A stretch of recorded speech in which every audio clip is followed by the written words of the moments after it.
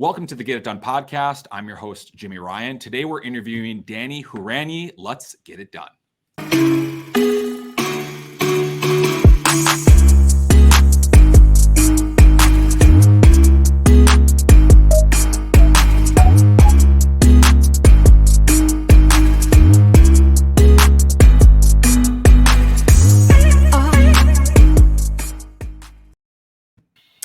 The Get It Done podcast is sponsored by Team Get It Done. And today we are interviewing Danny Horanyi. He is a proud husband and father to two. I just learned he is a board game enthusiast. We'll have to ask him about that. He is the division president for Neo Home Loans, coach at Tribe, chief strategy officer at Celebrity Home Loans, and on the Art of Home Ownership Advisory Board. Danny, wow, look at all those accolades. Welcome to the Get It Done podcast. Thanks, Jimmy. I'm stoked to be here, dude. Hey, brother, for sure. And I mean, that's a lot of stuff to just list, but I guess let's start with board game enthusiast. I mean, I'm reading down there. I was like, out of all the things to ask you about, I mean, here we interview a lot of, loan officers and people in our space. And I find that really interesting. So, I mean, pray tell, board game enthusiast. Yeah, well, Jimmy, absolutely. I mean, this goes back, all the way to my childhood, right? This was part of my, the way my family spent time together. So I grew up, my mom was one of six, and her sisters she was all girls, and her sisters lived relatively nearby to us. We all went to myself and my cousins, we all went to the same elementary school together. So at one point there was 13 of my direct relatives at the same school as me, either my siblings or my cousins. Wow. So we always had enough people for a board game. So it was just the way that we spent time together. And, as I, got older and, wanting to bring that same, connectivity, to my friends and family, that's one element of it. Another side of it, Jimmy, is that I love competition. I love strategy. And it's not only board games. I will play card games. I will play dice games. I will, if we can turn it into a game, I'm in. What's your favorite one? Oh man. It's a tough question because it really depends on the crowd. I'll share the game I was playing last night while we were watching, the Super Bowl was Liar's Dice. If you don't know how to play Liar's Dice, highly recommend it. You just need a bunch of dice and some people that have a bunch of money, and you're gonna have a good day. All right, well, that's beautiful. Well, man, there's so much that I want to get into with that, but I want to just get right into it. So the Get It Done podcast is really all about the come up story, and we use Elon Musk as an example. He has a great story of going from $1 million to $1 billion and becoming one of the richest people in the world. I think actually the richest person in the world. And that's a great story. Awesome. But what we're really looking at is the 0 to $1 million story, the come up story. And you're kind of touching on some things already. And but here, the best place to start is, where were you born? And what were those first early years like? What did your parents do? How did you start your life? Yeah, great question. So I was actually born in Washington State. My dad was in the Army, was an airborne ranger. He was stationed in Washington, which is where I was born. We moved shortly after that to Kentucky, also on the Army base there. And then my dad actually was diagnosed with liver cancer from the jet fuel at the time. Apparently it was super carcinogenic. But fortunately he was really young. So he had me when he was 19. So at this point he was still in his early 20s. And he was able to, essentially fully recover. They cut out a big chunk of his liver and it just grew right back. Right. Cause he was still, of that age, but he got a medical discharge. I think that's what it is. I'm probably misstating that because I was obviously way, way too young. I'm just kind of drawing from the mythology of my family and sharing back what I've heard versus what I know. But then we moved to the San Fernando Valley, which is a suburb of Los Angeles. That's where the term Valley Girls come from. that valley, San Fernando Valley, and grew up there until I left for college, which I moved to Santa Barbara for that. Wow. But yeah, grew up. My formative years were in San Fernando Valley. Stay-at-home mom, and my dad was a concrete pumper at the time of my kind of formative years growing up there. A concrete He's still in to this day he still works in construction, doing now he's evolved in doing huge projects in Beverly Hills, Hollywood Hills, that type of work. But back then it was pretty modest beginnings, just rolling around with this concrete pump, doing work, building block walls and stuff like that. Wow. And I want to ask this too. An airborne ranger isn't like, to be a ranger at all isn't that a pretty high classification? I mean, a lot of times in the Army, there's like, look, it sounds cool, but it's not really like everybody does that type of a thing. But airborne ranger sounds pretty special. Yeah, it's a pretty badass job. In the services, armed services, definitely one of the elite roles. You have to volunteer a bunch of different ways and times and get selected for that, and it's definitely not something to be done lightly. And he was very, very proud of that part of his life. I'm sure leaving it or even being medically discharged, I'm sure he hated that. I'm sure that was not like a great thing. But I mean, also, do you even remember that those times? Yeah, I don't, and he's never mentioned it. Any active disappointment for sure. Well, cool. So Washington State to Kentucky, and then settling down in the San Fernando Valley. What will bring us to? Well, actually, I want to stay here for a second. So, growing up with a dad being a concrete worker, I mean, that's got to be tough. And he's in the military. I mean, just period end of story. Let alone an epic position. I mean, were you basically living with a drill instructor, concrete worker? I mean, my goodness, like it seems like, I mean, like if there's a rule broken, like you better not be breaking any rules in this household. Is that kind of what it was like or no? That there was definitely an element of that, Jimmy, but I would say that,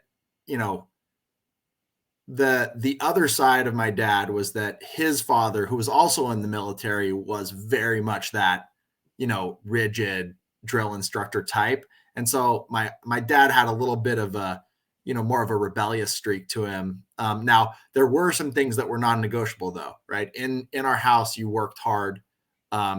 Everybody worked, and that was super, super important to him. On the weekends, I would actually go to work with him, and either work the pump or tie steel, or there was a whole list of like just menial tasks that even a 12, 13-year-old kid can pull off. But yeah, there were huge focus on education, right? Never compromising on your schoolwork. Everybody helped around the house. But as far as like rigid rules, he was pretty resistant to rules. So for most of my childhood, it was kind of free reign. Myself and my cousins and sisters, there's so many of us, and it was, I look back on it now, it felt like we lived in a small town, right? We were, walking around the neighborhood, riding bikes, miles at a time, without anybody knowing where we were. Like, I sound like like a 90-year-old, being nostalgic about the 50s when I'm talking about the 80s and the 90s. Right. But it felt like a different time. And so we had a ton of freedom and a ton of flexibility. He was working all the time, and my mom and her sisters would spend time together, and we were told to just, get out of the house. And so we did. That's awesome. Well, bring us to high school. So, what did you focus on in high school? What sports were you in, if any? What was your first job, first car? So I'm trying to think of, for some reason, my high school days are a bit of a blur. So I'll tell you some things about high school though that are memorable. So one is that's where I met my wife. So I met her freshman year of high school. Our lockers were right next to each other. Oh my God. Her last name was Harlow. I was Horanyi, and so we were right next to each other. I went to a small private high school in San Fernando Valley that my family could not afford. I got a scholarship from the Archdiocese of LA. It was a private Catholic high school. And I'd gotten a scholarship to go there. I otherwise wouldn't have been able to afford to go. And just met some of my best friends to this day there. People that I went to high school with, ultimately went to college with, and still, once or twice a year get together with them. So just formed really deep friendships up to and including my wife. That's incredible. I mean, I bet you I can interview 10,000 people and that's not how many people is that story? I mean, let alone date somebody in high school and have it end at any point in high school and have it end in a marriage. That's still here today also. Yeah. I mean, that's super incredible. What any sports, So I played football freshman year. I think everybody does that, right? And then I realized I was way too small to stand up to some of these guys. Our school ended up actually my junior and I believe it was junior, senior year or sophomore, junior year, we won the CIF championship. So it was a really, really good team. And I had no business being on it. I knew where my strengths were and that was not it. I was pretty involved in the drama crew, the theater productions, which a lot of my, close friends, again, still to this day, were, that's where we formed some really close bonds. That's awesome. And that was a really, really great excuse to get out of the house because the rehearsals went super late. There was always stuff going on. First job, first car. So my first car that I ever had, and I absolutely loved this car. It was a 82 Volkswagen GTI, which I don't know if you can picture this car, but it was basically it was essentially a rally car, race car. It was manual transmission, but it was, I bought it myself from the money I'd saved working with my dad. It was $1,200. This thing was a death trap. Like, I am absolutely the luckiest person on the planet to be alive right now, because this car should not have been on the road. And I drove it for about 3 years before it finally broke an axle. And is it a hatchback? Is it like hatchback? Yeah, I can kind of picture that. That's hilarious. But hey, I mean, when you're in high school, if you have a car, period, it's just like it's a cool thing. My first car barely even started. So I mean, like if yours started, like, you're lucky. It doesn't matter anything about it other than it gets you from point A to point B. And did you just work for your dad during high school? I mean, I worked for my dad. That's where, after school and on the weekends. Describe concrete pumping to me. Like, I mean, what is concrete pumping? Yeah, so you got to get the concrete. So the concrete trucks, right, with the big thing on the back that swirls around, and then you got let's say a driveway or a patio or something like that. Well, the concrete comes out as essentially like a liquid, and it has to get where it's going, right? So the pump pumps it through hoses, and then you essentially just hold the hose and you spray the liquid concrete. Wow. And it's like a mud. And then it fills up whatever space you're trying to fill in. And then overnight it'll dry and become solid. And that work, it's really hard work, right? The hoses are heavy, the concrete's heavy, you're hammering in forms. And again, I'm not designed for physical labor, but this is the work that I was doing when I was a early teenager into my teen years. I mean, at least you can say that, being a loan officer in the loan officer industry in general, mortgage industry. It's just we all get we have soft hands type of I did not back then, right? Back then I didn't. Yeah, my dad would tell you I still did because he but from that was the hardest I've ever worked physically, for sure. Was in that work with him. So a good friend of ours, Rene Rodriguez, he talks about how really everything that we do later on in life generally stems from some things that happen to us between 8 or 9 and 13 years old. We generally tend to heal our past or honor our past. What would you say you're trying to heal? What would you say you're trying to honor? So, and I've gotten really clear about this, Jimmy, over the years, is that, that time. So working in any, entrepreneurial endeavor, right? There's peaks and valleys. There's feast and famine time. And that was no different for my family, right? My dad's an entrepreneur, self-employed, working in, a trade, right? Very physical work, reputation matters, your business grows over time. And during those years, there were times where, it was a good week and, the paychecks came in and it was a good Friday. Cause he would drive around and pick up all his checks on Friday. If it was a good Friday, it was a good weekend. If it was a bad Friday, it was a bad weekend for our household. And it created, my personal experience of that was a ton of volatility.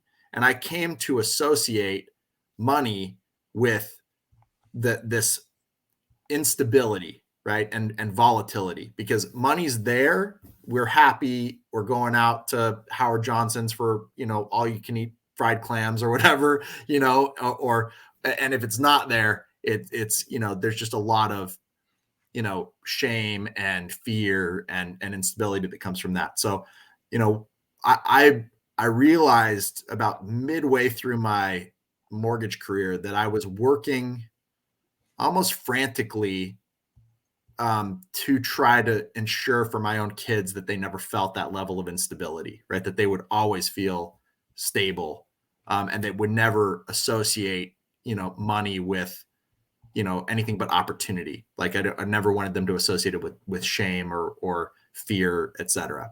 So that's the heal. And that's definitely become clear to me over time. The honoring, I think, really just comes down to hustle, right? Like the watching my parents both. It was, not just my dad, but my mom was a huge contributor to, my view of the world and what it meant to be in service to people and what it meant to be kind.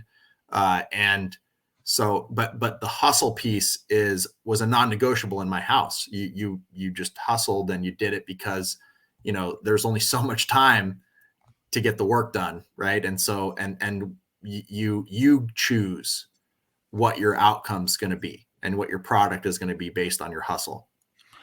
I really love that. And I think that especially with the volatility piece, that's something that every loan officer can relate to, especially me. When you were saying that, I was just thinking about how many ups and downs I've been through in this industry. And it's literally takes me back to my first 6 months in the industry. In my first month, I built up a pipeline of 5. And then I had to close the 5. And then I didn't sell it all. And then I had a 0, you know what I mean? And I think I had like 1 the next month or something like that. So, I mean, you have those peaks and valleys, and it is volatile until you figure out, the team piece, until you figure out the leadership piece.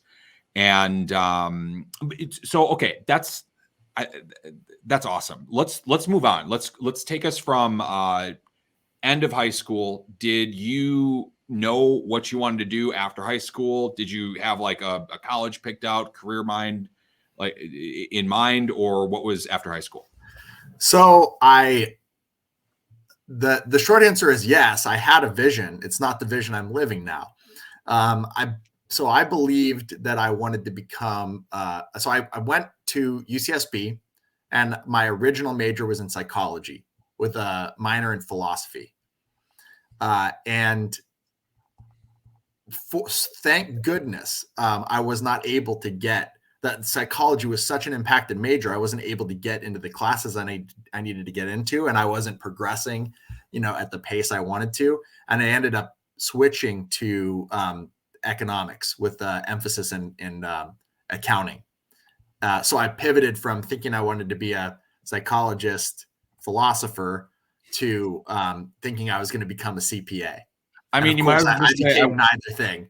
I mean, but you might as well say I'm going this, like, this way, and then I decided I'm going to do 100, like a 180, the exact opposite. I wouldn't, like, you wouldn't put economics and accounting in even close to the same category as psychology and philosophy. What? Well, So you know what's oh, sorry, Jimmy, go ahead. Well, no, was it just because it's hard? It was hard to get in. Like that was literally just the only reason, or what? Like, I mean, that seems so weak to go to go in that direction and then go 180.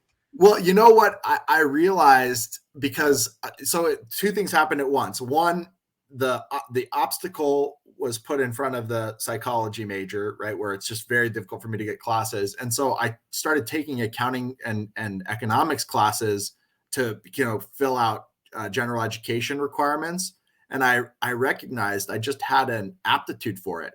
It was, the language of economics spoke to me, and I could see how all the puzzle pieces fit together, and so I realized that I was kind of being drawn in that direction at the same point that the other side was being blocked.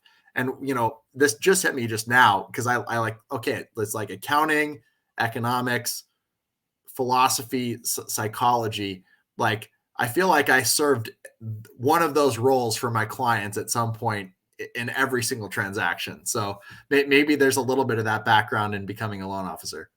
I mean, wow. Actually, now I'm realizing that too, as you say that. Like, we're all literally like everybody's psychologist or therapist. Sometimes, yeah.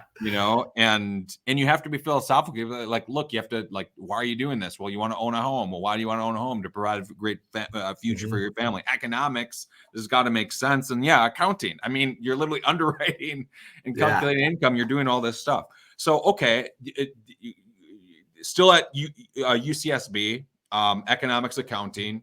Did you do anything else, like, during that time? Did you do any extracurriculars, or was it just did you do anything with theater or no? Or I didn't actually. I went, so once I had left home, I immediately wanted to work. I wanted to work and start kind of making my own money, and so I worked a number of kind of random jobs, from working at a call center, which is probably the place where I developed the most, resilience to the sales process. What kind of call center? What kind of call center? It was a shady call center. Let me put it that way. Yeah. So they were reselling. So this is in the late 90s, right? So the internet was just brand new. Broadband was just brand new. So people were still on, AOL at this time. So the idea of being able to search, like, foreclosure auction listings, or police repossession auctions, repo auctions in a neighborhood, people didn't realize you could just go online and do that and find the information for free. So this company was doing those searches, finding the free information, and then reselling it through infomercials. And our job at the telemarketer place was, we would get the inbound calls, and then we had to convince the people who called in from wherever in the country they were calling in from that they should buy the subscription to get the foreclosure auctions or the repo auction listings for their neighborhood within a certain distance. And it was not fulfilling or inspirational work. It was very much a boiler room situation. The calls would come in waterfall. Like, so if, like, the ad would go, and there would be like a timer up on a screen. Okay, ad's going, ad ends. We knew that the calls would come in. They would waterfall to row 1, 2, 3. And if you made a sale, you got to move up a row. And so, like, the really successful people were in row 1, meaning they always got calls, and the commissions were crazy for a college student. And so you always wanted to kind of push yourself up into the farther row. But if you're going up a row, somebody has to go back. So it was very cutthroat. And ultimately, I realized it just wasn't, I wasn't inspired by the transformation that product was creating. And so I ended up getting a new job selling computers at CompUSA, which is now out of business. But I did that for, I think, 2.5 years. So the bulk of my time in Santa Barbara, I was a computer salesperson. Cool. Well, I mean, did you get a commission doing that at CompUSA? Like, or was You it did actually. Well, you they didn't call it a commission. There was like little bonuses. You had sales targets, and then if you sold the technology assurance plan, which is basically their like warranty, yeah. then you'd get a pretty big commission on those because they were $250, $500 a pop, and so there's pretty good margin on that. Right, for sure. Wow. In CompUSA, I actually bought my Toshiba computer that would overheat from CompUSA. Yeah, That's I never even sounds thought about right. like, yeah, they are out of business. Yeah, aren't Yeah, they? they've been out of So, business for like a decade, I think. for sure. Well, okay, so you're slinging computers. I guess bring us to mortgage because nobody in my experience ever like and you're a great example of this. You didn't start out saying, hey, I want to be a mortgage loan officer. It fits No. all of your little needs that you were looking at for college, but of course you don't know that going into it. So how did you fall into mortgage? All right, so I'll tell the shortest version of this story that I can. We can unpack it wherever you want to. So, Let's do it. my wife went to UCSD San Diego while I was at UCSB, and I was commuting back and forth on the weekends to spend time with her. We weren't married at the time, just dating. She got a job immediately out of college working at a company called Viasat, which is they do satellite communications based in San Diego. And so I realized my CompUSA job was portable and her big girl job was not. So I transferred to a San Diego branch of CompUSA and moved to San Diego where I live now. It was sometime in the holiday season. I realized I needed to I needed to move into kind of big boy job territory. And so I quit working at CompUSA and started a job search for an accounting job because I had my accounting degree. I still believed that I was going to become a CPA and I was going to kind of go down that path. I was studying for the test, et cetera. So I quit my job. I'm applying for jobs. This is now 2002 or three. I get it mixed up, but one of those years. And 2 weeks had passed, 3 weeks had passed, and my wife comes home to our, I think it was 580 square foot apartment in Wow. Encinitas, and she comes back from work, and I'm sitting on the couch in my flannel pajamas watching Judge Judy, and she looks at me and goes, "Nope, nope, nope, none of this, none of this." She's like, basically, you are getting a job tomorrow. So she's like, I do not want to see you in this house again. And she knew I was, back in my job at company. Yeah, I was a hustler. I was working all the time, doing great numbers, and I knew I wanted to do something else. She just knew this wasn't me. She's like, this isn't happening. So I went to a temp agency the next day and said, hey, I can't be back at my house in my flannel pajamas again, or else, my wedding will be off. And so I need something in the accounting field. And they had an immediate opening at Centex Homes in their accounts payable department. So that Centex Homes is a huge national home builder. They had a mortgage arm called CTX Mortgage. So back in the early 2000s, CTX Mortgage is where Barry Habib worked and Sue Woodard worked, and like everybody who was anybody was connected up with this place, right? Just a bunch of real killers.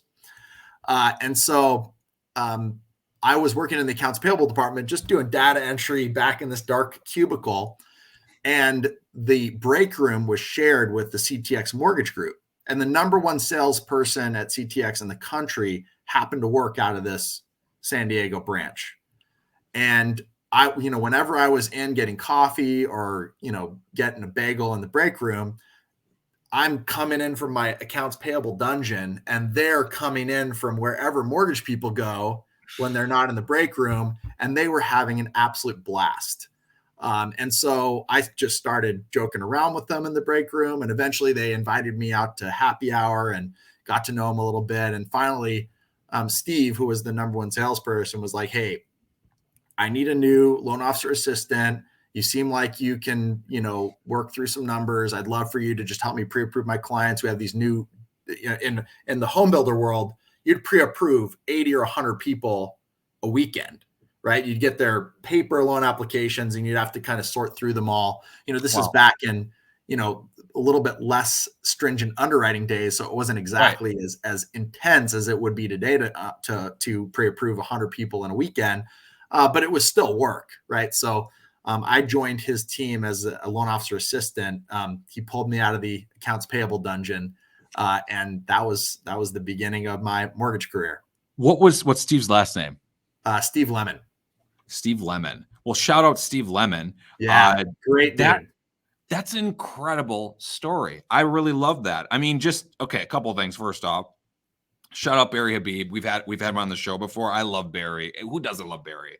I mean, he's just, if there's like the most famous person in the mortgage industry, it's Barry Habib, hands down.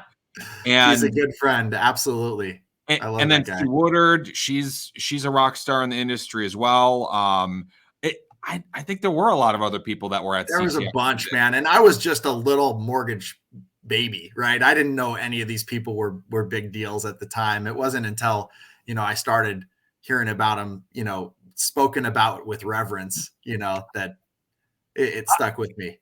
Brother, I know. It's just like I told somebody it's not an industry. Yeah, I had Barry Habib on. I had Dale Vermillion on. I had Dave Savage. I could just like name these lists of people and just like, yeah, I don't care at all. It's kind of like a thing you only care about if you're in the mortgage industry. But going back to this, I love the wife call out thing.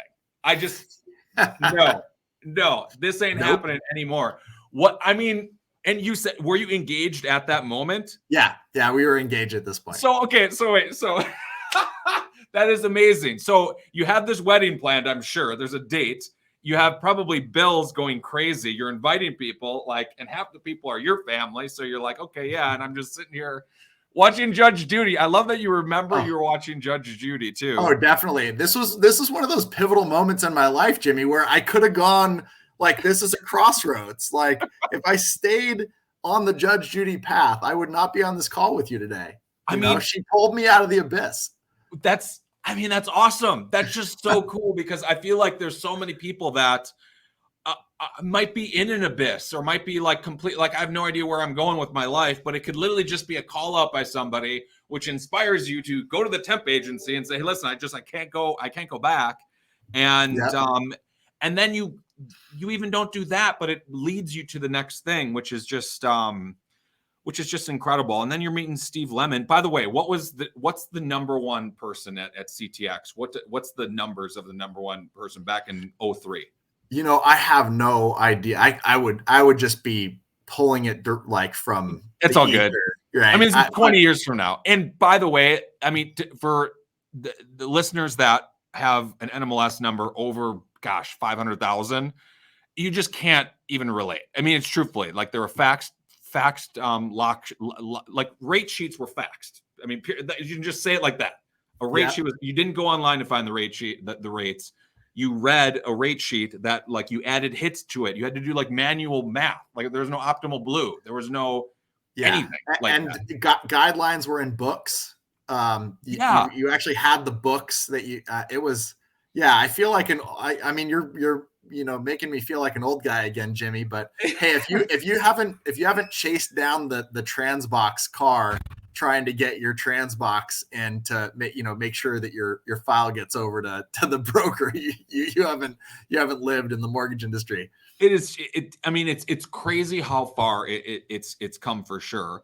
And well, okay, so you're an LOA for Steve. Where, I mean, you're right now, you're a divisional president of a mortgage company. I mean, that's epic. You're a chief strategy officer for a mortgage company. You're very, very involved with Art of Home Ownership and a coach at Tribe. You coach people to do this. Bring us from an LOA to where you're at now. Well, what I'll say to that, Jimmy, is that's a super long road. And one thing I'll share is that every step of that journey was like I can distinctly picture in my mind the person who cared for me, mentored me, or people that brought me forward, gave me opportunity. And it's really just like that journey for me is just a list of mentors that poured into me, throughout my career, and gave me opportunity. So, I went from CTX Mortgage, total meltdown, right? You get 2007, 2008. Ended up working for a close friend of the branch manager of that CTX office who had a brokerage in La Jolla. Just amazing person, great entrepreneur, business person. Ended up working directly with her for until that environment also got a little bit shaky because of there was at least 3.5 years of just complete instability in the mortgage market. So what I'll say to that, which I think is congruent with what I've shared up to this point, at the time, 2008, I was originating in a very low level way. Like we're talking about, I was the guy doing, 500,000 once every 2 months kind of deal. I was processing loans on a contract basis. I was notarizing docs in the evenings. I was operating as a loan officer assistant for others in the brokerage that never had calculated income in their past. So the way this worked, Jimmy, and this was probably one of the greatest deals that I've ever gotten in mortgage. There were so many people that didn't know how to calculate income off of a tax return.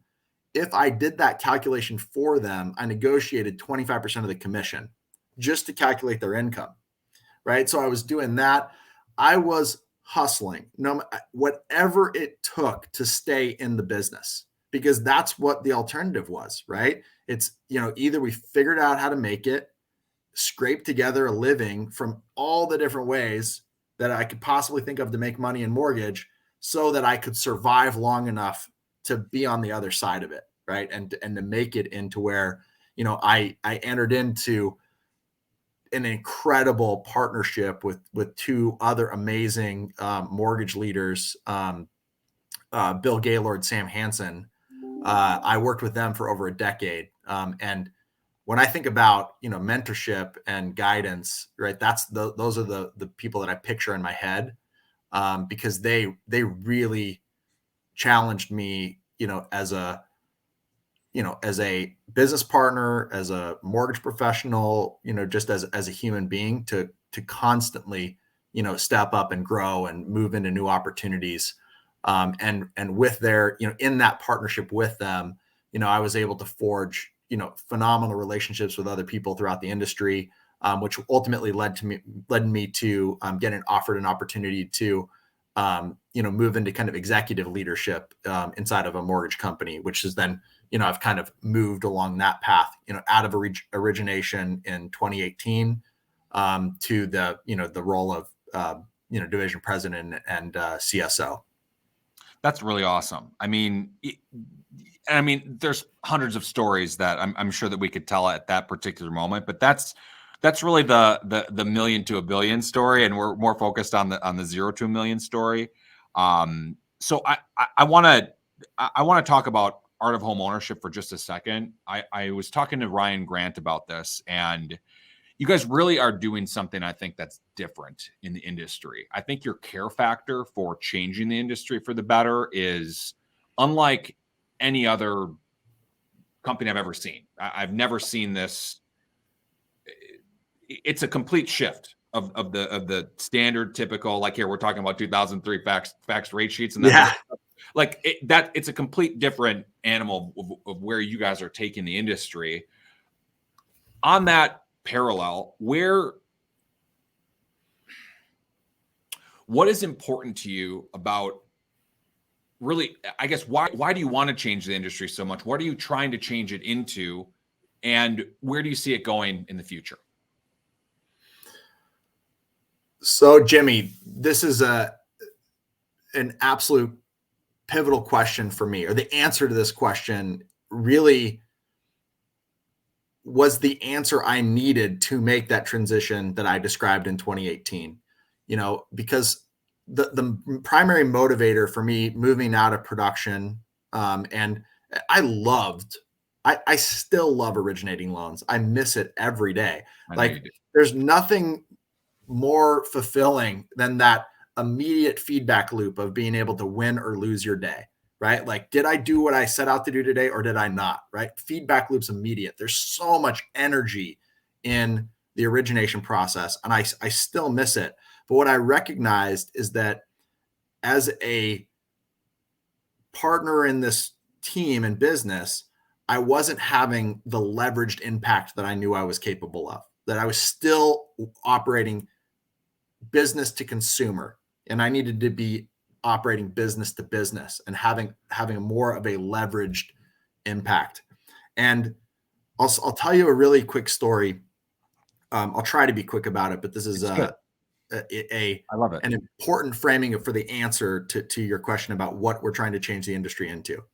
So I was describing, right, I had a pretty unstable, right, I was describing the instability in my childhood.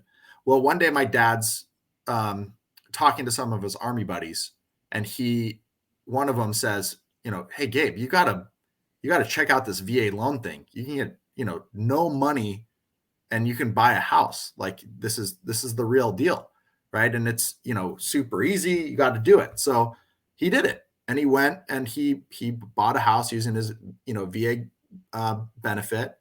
And I can distinctly remember that changing the whole shape of my future, right?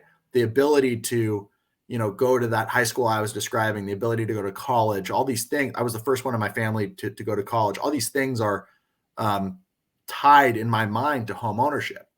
And so I can go deeper into that story, but I want to actually get to the real pivotal part of the story, which is in 2004, I got a call from my mom. And by this point, I'd been a loan officer assistant for a couple years. I kind of knew what was going on, but I was still learning, and it was a different time as well.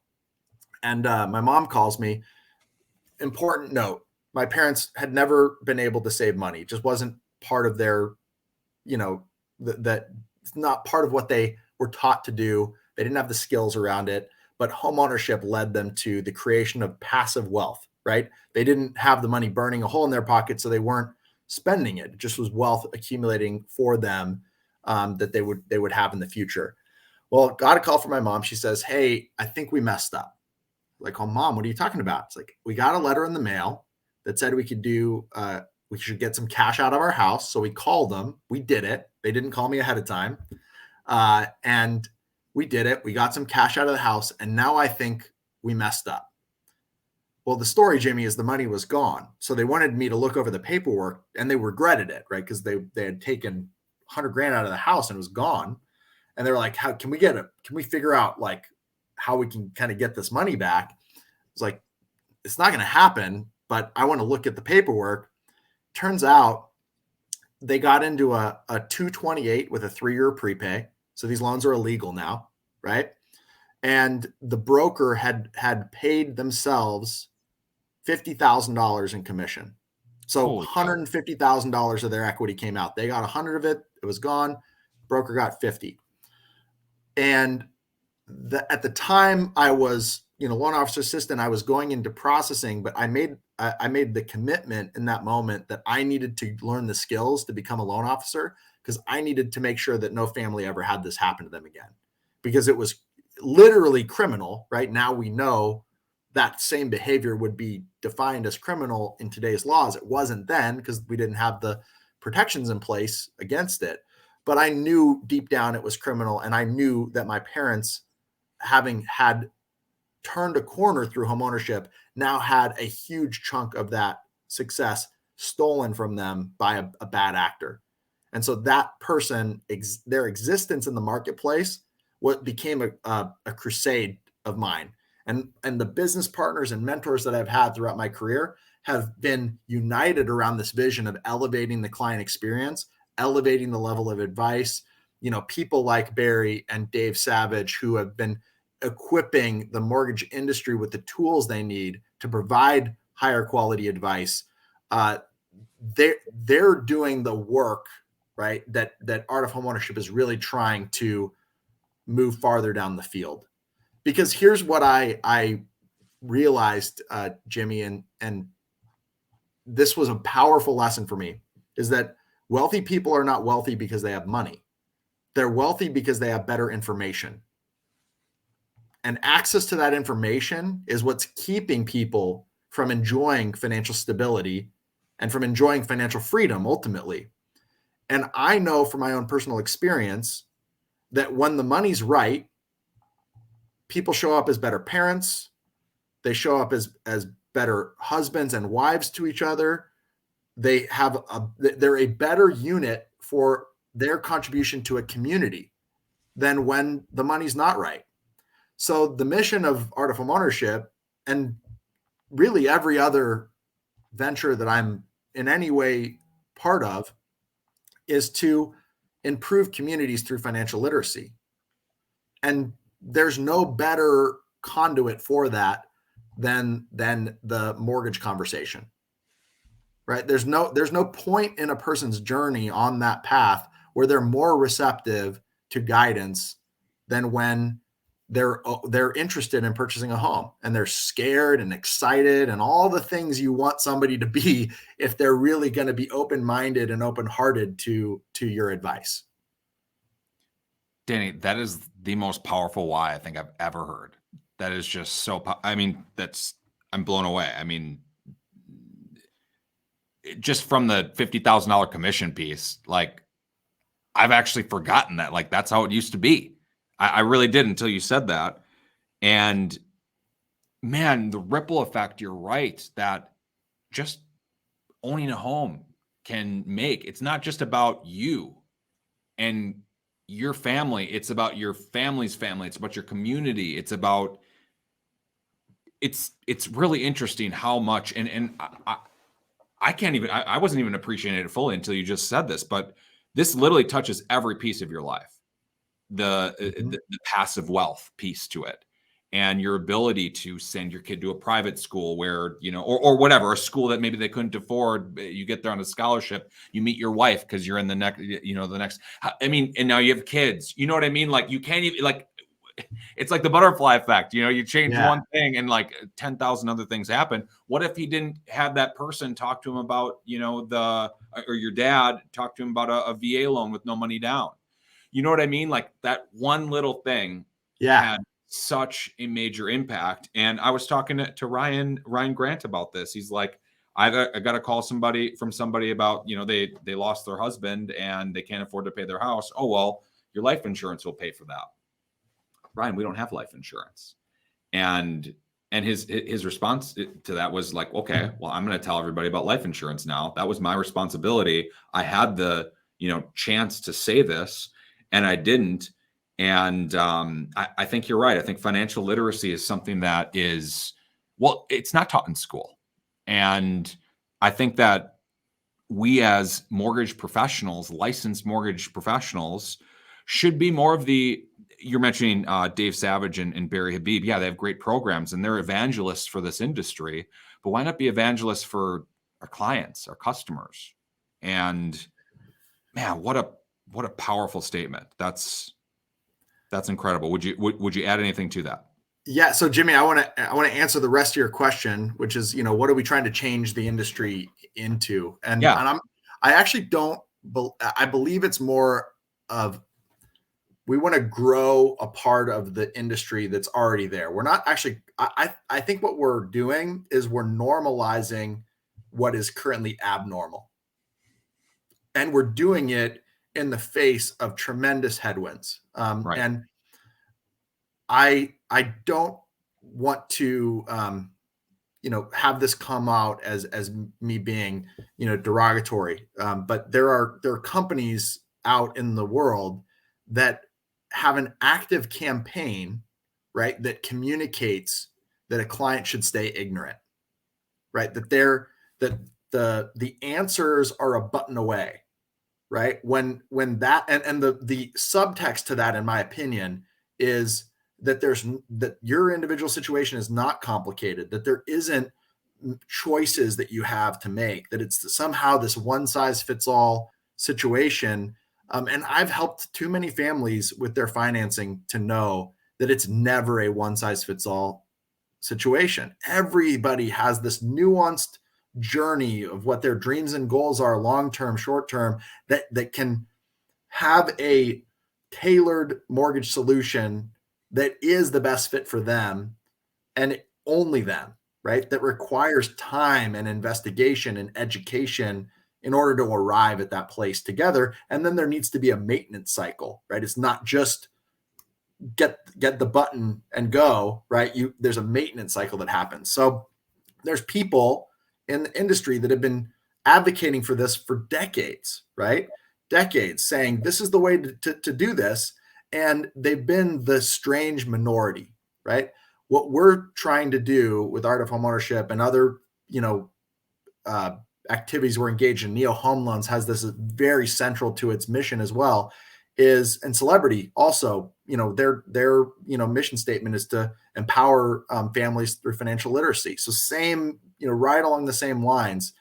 The idea being that we can elevate our level of skill, elevate the expectations that our clients place on us as it relates to the advice that they should be getting, right? And then create a contrast to this cheap version, right, of the solution with a highly valuable long-term solution that requires maintenance and care and a commitment to that maintenance and care. So that's what the industry will look like, or the segment of the industry will look like. And Jimmy, I believe that unfortunately we've gotten to a place now where this work is mandatory. I feel it less now like we're, kind of working on the fringes of creating this movement, to that we're literally building an ark that will be the only last place for the survivors of the storm of, devaluing, what mortgage advice can mean for a family, and really, inviting ignorance, which is too much of the narrative that I hear right now. So we're building this arc where people will come and operate and maximize the lifetime value of their clients in both directions. Your lifetime value to them and their lifetime value to you and your business. And it's a fair trade, right? When done really well. I love this talk. I want to add to this, and I want to hear what you think. In one last question, then I have 4 other questions that I have to get out to everybody. I want to be super respectful of your time, though, and but here I think this is a topic that is just pure fire, because I want to dig deeper. So, building the arc, gosh, I love that. That is such a great, I guess, way to think about it, because I truly believe in my heart of hearts that the loan officers that are good at processing loans are going to be out of the business. Like, if you're great at calculating income, I think you're going to, 5-10 years down the road, it's all going to be done by a computer. That's personally what I think. And I think that it's going to get to, hey, Siri, I need a mortgage. And then it's going to literally here's your pre-approval letter. Would you like to talk to a loan officer about it? Well, then which one? Which one? Probably one with a brand, or probably one with a great reputation, or both. Probably one that's actually going to give you advice. Probably one that is certified in all of these things and can actually teach you financial literacy. I think that it's something that really is discounted. I think that it's just how many loans can you process through and get them closed, get them good. That's kind of the mentality of a loan officer nowadays. But I truly believe that eventually the tide's going to rise and these people are going to drown. Do you think it's going to be like that? I guess with the technology AI piece and the advice piece. Yeah. So Jimmy, the way I kind of answer this question for my, our internal team is that there's a lot of different currencies being traded, right? And those currencies are either tactical or emotional. And we as professionals, we need to find a way to scale and systematize the tactical work that we do so that we can dedicate more time to the emotional work that we do, right? Influencing people towards the best path for their family. confusing those things, right? Or pretending like that influence and the emotion don't exist that's the universe that the other side is trying to create. And it's going to hurt families' ability to create wealth.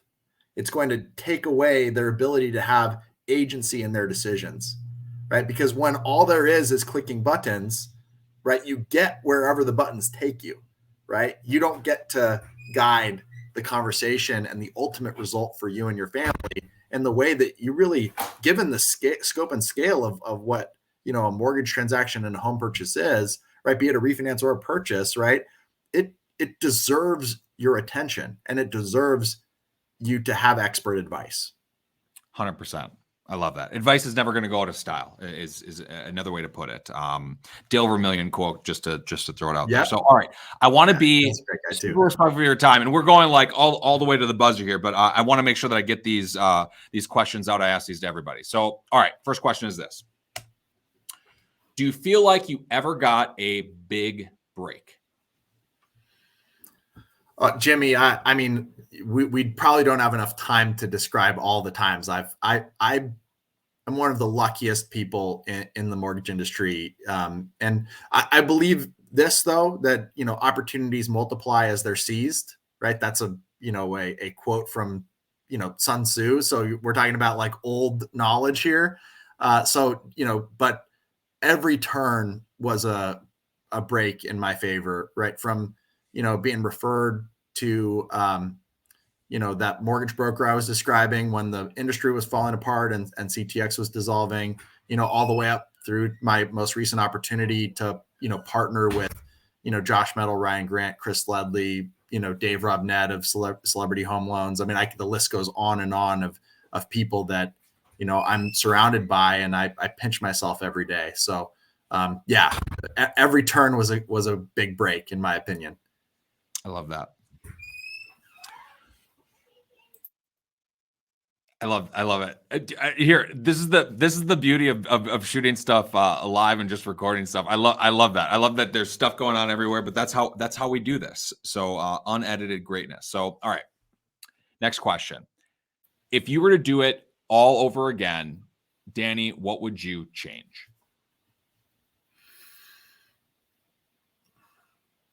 Jimmy, I have a really hard time with that question, and I've evaluated it. I mean, it's really I think a natural human instinct to kind of reflect back and say, what would I have done differently? Kind of, play back the tape, right? And watch, where all the places where you stumbled. But what I've come to the conclusion of is that if I'm happy with who I am and where I am and what I'm doing, then I made all the right choices up to this point, right? So I can't say I'm so fortunate to have, the work that I have, the business partners I have, the opportunity to have great conversations like this one, that I wouldn't want to go back and pull on even a single thread for fear of it, coming apart and us not being here having this conversation. For sure, brother. I love that. Was there ever a time, Danny, you felt like giving up? Oh man. Definitely. So, and I'll answer this. So there's been times, I think about the stair steps of my journey, right? And this might resonate with you, Jimmy, and certainly people in your audience, I'm sure, have experienced this.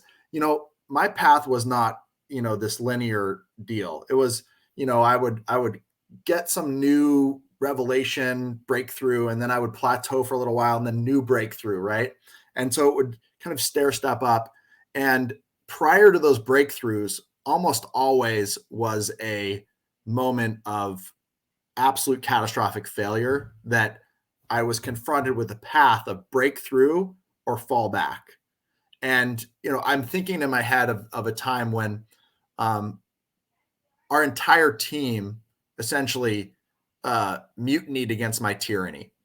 Like, I was a terrible leader. I had not learned to be a leader. It is a learned skill that must be practiced. I didn't have any of the technologies. I hadn't sought them out yet to have good leadership. I believed that being a great producer, and I believed that working really, really, really hard, harder than anybody should work, was enough to set an example that everybody should live up to. And I was horribly wrong. And it all came unraveling, right? All came apart because I didn't have those skills. And part of me wanted to, in that moment, was like, well, I don't need anybody. I can do that. I'm a one-man army. I can outwork anyone. I will outwork anybody. I don't need any all of this, drama is just that, right? It has, and I'm not cut out for that part of it. I just want to be a solo operator for the rest of my career. Fortunately, I came out of that, insane thought pattern and learned to become a better leader and learned to respect people and how they operate, and learn to influence differently than just through my own force of will. And I'm so glad that I did, because we would not be on this call if I had taken the other road. I would be just like everyone else that didn't invest the time to become a great leader, and suffers the consequence. Wow.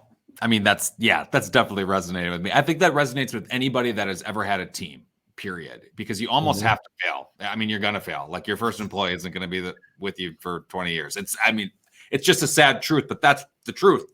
It's the truth. And I lost some good ones along the way, Jimmy, people that it was a gut shot, right? When I realized I couldn't, they shouldn't have followed me, right? Not the person I was then. But it takes those wake up calls to really look in the mirror and be like, look, what would I change about me? Or what would other people change about me? And I think that's the key. What would others change about you? And that's tough. That takes a lot of humility. And I think just being an adult, I don't know. I mean, it's a tough thing to peg, but if that was something where you could just like have a pill and take it, I mean, like, you'd sell them all. You'd sell out, and Yeah. So, okay, last question to set it up. So there's a young Danny out there. Maybe they're the son of an airborne ranger. Maybe they're meeting their, maybe future girlfriend, future wife with the locker next door to them. Maybe they're driving their 82 Volkswagen manual GTI. Maybe they're relating money to volatility. Maybe they're in a psychology philosophy major. Maybe they're the LOA to somebody doing really great things. Maybe they're row 3 of the call center call line. Maybe they're focusing on business to consumer, but they need to move to B2B. What advice would you give to someone looking to get it done? So this is, Jimmy, this is going to sound super cliche, but I'm going to say it anyway because it's true for me. Be really, really clear about why you want the next thing, and what it means. Is it what's the driver, or said in the language or the framing that you brought earlier, Jimmy? Like, what are you trying to heal? What are you trying to honor? And is the sacrifice to kind of get up the next leg of the mountain going to be worth it? Because there's always a price to pay to continue along in the journey. There's a price to go forward. There's a price to stay still. There's definitely a price to go backwards, right? And getting clear on that and making an active choice, a life that's made by you, not to you, right? Where you're making an active choice by evaluating all the different things that are a factor. That's my advice. You don't want to wake up when you're 65 years old as the 80% version of yourself. And you definitely don't want to wake up when you're 65 years old, the 100% version of somebody else's story. Wow. Yeah. Mic drop. That's wonderful. What a great answer. All right. I want to thank our audience for joining us today. I especially want to thank Danny for spending some time with us. And Danny, if anybody wanted to reach out to you to connect, what would be the best way for them to do so? Yeah, I'm pretty, LinkedIn. There you go. My LinkedIn is probably the best way to reach me. Just shoot me an invite, send me a message, or you can learn more about our mortgage company at neohomeloans.com. That's beautiful. And hey, I can't recommend it enough. I think you guys really are, changing the industry for the better. And I mean, just truly following you guys on social, following you guys, like joining, for instance, a tribe call. I know a lot of times you guys open those up to even outsiders to come in and check it out. And I really can't recommend it enough. The whole group are people to follow. And Danny, your story is it's like everybody else that I've talked to over there. It's just an epic, come up story to where you are today. And I just want to say thank you for, all the value that you bring to the industry and your passion to change really all of our lives for the better. That's my pleasure, Jimmy. Thank you for having me, man. I really enjoyed it. All right. I want to thank our audience again for joining us. And if you've taken some value today from the show and you want to support us, that'd be great. You can open up Apple Podcasts, scroll the way down to the bottom and, tap that 5-star, that'd really help us out a ton. Hit that subscribe button, tell a friend. All these things make a huge difference in helping us reach more people. Once again, I am Jimmy Ryan. This has been the Get It Done podcast. Thanks so much for listening.